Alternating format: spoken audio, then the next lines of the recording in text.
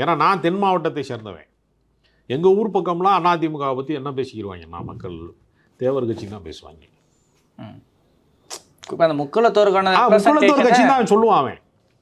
ஏன்னா இருந்த எம்எல்ஏக்கள் ஏறத்தாழ 87 பேர் அந்த சமூகத்தை சேர்ந்தவர்களையே ரொம்ப மறைமுகமாக வந்து வேட்பாளர்கள் போர்வையிலேயே கட்சிக்காரன் போர்வையிலேயே சசிகலா உள்ளிருந்து வேலை பார்த்தவங்க.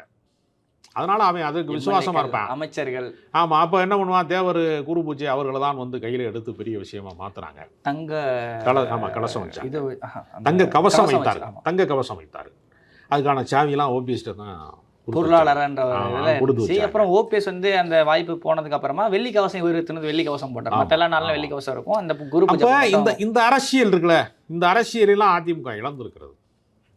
டிடிவி தினகரனுக்கு வழக்கு இருக்கிறது 2 வருஷத்துக்கு முன்னாடி வந்து வரக்கூடாதுங்கிற அளவுக்கு இருந்துச்சு. போலீஸ் பாதுகாப்பு வச்சு ரொம்ப பத்திரமா கொண்டு போயிட்டு ஆர்பி குமார் ஒரு போராட்டம், பெரிய போராட்டம். அப்ப அந்த நிலைமை நீடிக்கிற போது என்னதான் டிடிவி தினகரன்லாம் கூட்டணிக்குள்ள போனாலும் தொண்டர்கள் மனநிலை இருக்குல்ல, அது அவருக்கு எதிராக தான் இருக்கு.